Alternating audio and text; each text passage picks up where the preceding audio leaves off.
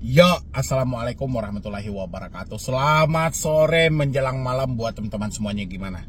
Tadi Anda sudah nonton apa belum video yang sudah saya update, yang mana ancaman-ancaman buta yang kita tidak tahu itu dari pinjol mana, tapi kita harus mencari tahu apa pinjolnya berdasarkan nominal hutang yang mereka tagih. Jadi walaupun mereka tidak menyebutkan nama aplikasi, paling tidak kita bisa bertanya berapa hutang yang harus saya bayarkan. Ya begitu ya buat teman-teman semuanya.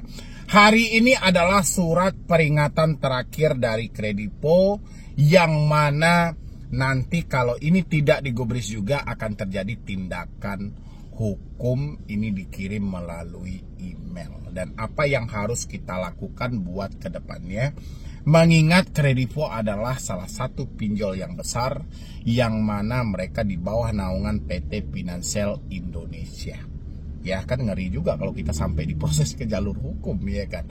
Tapi buat teman-teman semuanya gak usah khawatir dulu, gak usah terlalu berlebihan gitu loh. Ini nengok kaper udah berlebihan, nengok gambar aja udah serba ketakutan, buru-buru lari ke kolom komentar. Gak usah ya. Dan yang belum support channel ini boleh disupport dulu, boleh didukung dulu.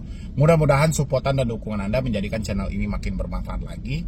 Saya menjadi lebih semangat lagi memberikan edukasi dan motivasi. Dan teman-teman semuanya yang mau bergabung di dalam grup WhatsApp, silahkan tinggal klik tombol gabung yang ada di bawah nama channel. Silahkan. Oke, terima kasih banyak buat teman-teman semuanya yang sudah mau mensupport dan mendukung. Ancaman keras dari Kredivo ini untuk Anda yang telat bayar di Kredivo, tidak mampu bayar di Kredivo, ini harus hati-hati. Bang Medi ngapain sih Bang? Nakut-nakutin kami aja Bang Medi, sebenarnya yang mana sih ini? Katanya kemarin kalau tidak mampu nggak usah bayar, nggak usah gali lubang tutup lubang.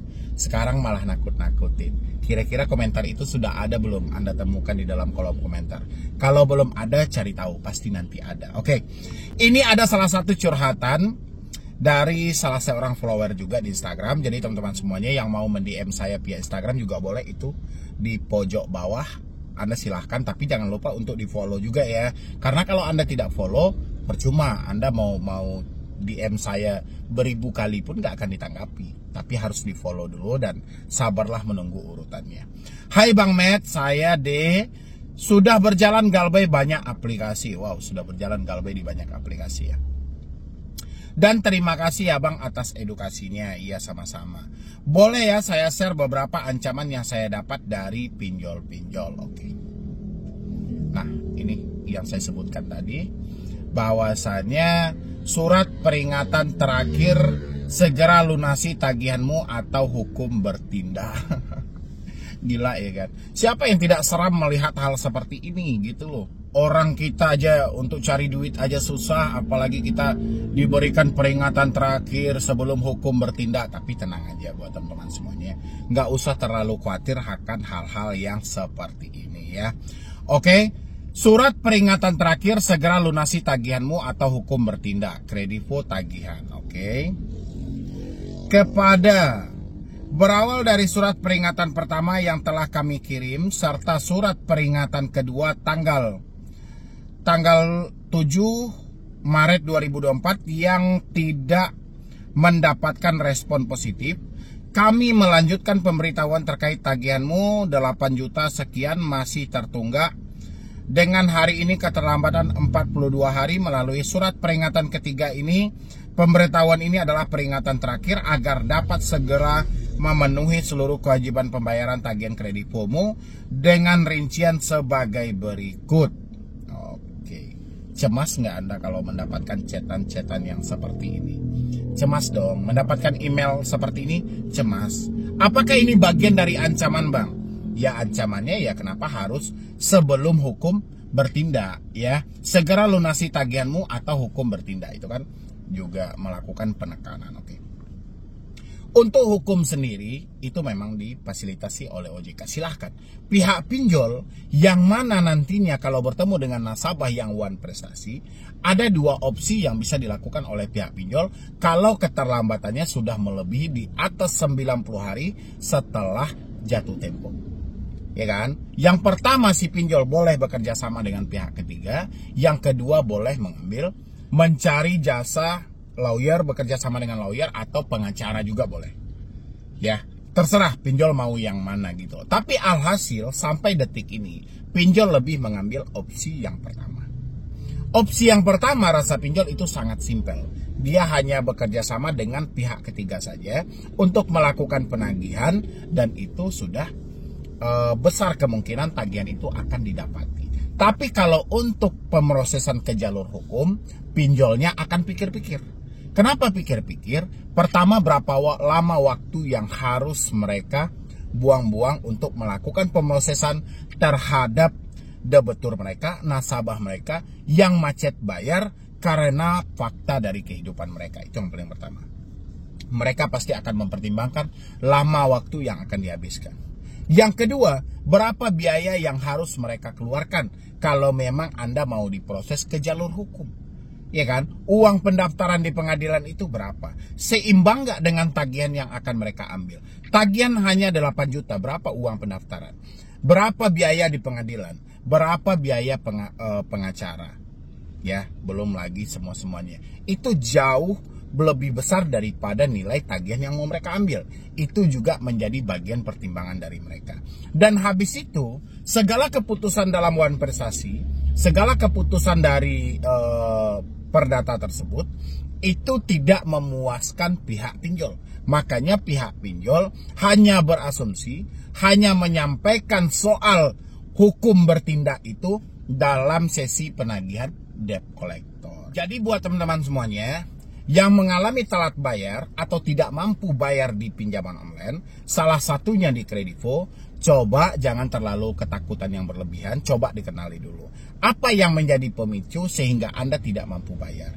Ini karena ucapan debt collector yang menjadikan Anda patah semangat untuk membayar di aplikasi mereka, atau memang keadaan Anda yang sudah tidak memungkinkan lagi? Anda jawab aja sendiri. Dan tidak usah Anda terfokus soal pemrosesan ke jalur hukumnya. Cukup Anda fokus saja kalau memang Anda menyatakan tidak mampu bayar, mengingat Kredivo adalah salah satu pinjol yang sangat besar ada di Indonesia, kemungkinan besar ya atau sudah dipastikan nama Anda akan tercatat dalam skor kredit bermasalah dan slik OJK Anda mungkin akan menurun. Itu adalah resikonya. Ya, ini buat teman-teman semuanya, jangan sampai Anda berpikiran singkat, habis itu pemikiran Anda tidak bisa Anda kondisikan dengan maksimal. Yang terjadi adalah Anda meraba-raba asal jadi. Gitu loh, oh saya akan diproses ke jalur hukum. Akhirnya apa? Terjadilah gali lubang tutup lubang. Inilah yang harus dihentikan. Saya tidak pengen ada kata-kata yang seperti ini, surat peringatan terakhir, segera lunasi tagihanmu atau hukum bertindak. Jangan karena ada segera lunasi atau hukum bertindak itu malah memicu Anda untuk gali lubang tutup lubang. Jangan. Makanya saya selalu nyinyirin teman-teman semuanya, hati-hati. Beberapa tekanan dalam sesi penagihan debt collector itu hanya untuk mengambil tagihan terhadap diri Anda. Ya, jadi jangan terlena dengan ucapan mereka, fokuslah apa tujuan mereka. Tujuan mereka itu uang, bukan soal hukumnya. Bukan soal penjaranya, bukan soal perdatanya, tapi soal uang. Dan untuk mengambil uang ini mereka tahu bahwa Anda sudah tidak mampu. Tapi mereka juga tahu datamu masih bisa digunakan ke tempat lain. Mereka juga tahu hartamu masih bisa diperjualbelikan. Mereka juga tahu hasil pekerjaanmu masih bisa dikumpulkan. Itulah tujuan mereka. Ya, ini harus dikenali karena kebanyakan orang-orang kalau sudah mendapatkan tekanan-tekanan seperti ini malah melakukan tindakan-tindakan bodoh yang tidak seharusnya tindakan itu mereka lakukan. Salah satunya seperti tadi, mencari ke aplikasi lain dan berusaha untuk gali lubang tutup lubang. Ya, saya pengen buat teman-teman semuanya, sadarlah, berpikirlah dengan maksimal. Jangan sampai terjadi gali lubang tutup lubang yang mana itu benar-benar akan merugikan diri Anda seumur hidup. Ya, makanya lebih baik, saya itu lebih menyarankan, kalau Anda melihat seperti ini terus-menerus, besar kemungkinan Anda akan ketakutan. Tapi kalau Anda sudah tidak melihat sama sekali, tidak ada telepon debt collector, setiap hari ini HP Anda hanya sunyi. Kalau ada pun telepon, paling telepon teman-teman, nggak ada lagi dari debt collector. Pasti ketakutan itu tidak ada. Begitu juga dengan WhatsApp yang mengirimkan ancaman, yang mengirimkan tekanan, dan itu sudah tidak Anda lihat lagi. Anda sudah tidak menemukan lagi ancaman-ancaman seperti itu, ya otomatis ketakutan Anda pun juga akan hilang. Ketakutan Anda pun juga akan berkurang. Tapi kalau setiap hari kita melihat telepon diancam, WhatsApp dicaci maki, email ditakut-takuti mau diproses ke jalur hukum, ngedon, ya pasti Anda ketakutan. Sekuat apapun mental Anda, kalau setiap hari ini yang Anda perhatikan, ini yang Anda terima, ini yang Anda dapat, akan ada masanya pemikiran Anda tidak bisa diajak kompromi sama sekali, sekuat apapun mental Anda hari ini.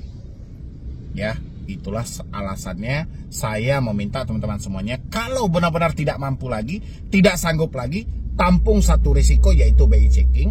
Tapi jangan buka-buka lagi chat mereka, jangan respon lagi telepon mereka, jangan lihat-lihat lagi email mereka. Dengan begitu, Anda sudah menyayangi diri Anda, ya. Tapi kalau Anda masih buka WhatsApp, Anda masih angkat telepon, baca email, berarti Anda tidak sayang sama diri Anda. Anda membiarkan diri Anda dihantui dengan rasa ketakutan, dihantui dengan rasa kecemasan, rasa ketidaknyamanan. Ya, jadi buat teman-teman semuanya, kalau Anda masih sayang sama diri Anda, sebisa mungkin kalau memang sudah menyatakan tidak mampu lagi bayar, putuslah semua komunikasinya. Kalau untuk ancaman-ancaman seperti ini hanya bagian dari versi penagihan. Ya, kalau mereka mau memproses kita ke jalur hukum, ya kenapa tidak?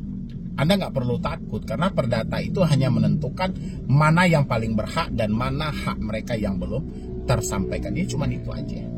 Ya, jadi nggak ada hubungannya penjara, nggak ada hubungannya hukuman kurungan dan lain sebagainya. Ya, jadi sekian dulu dari saya, Medi Broni. Wassalam.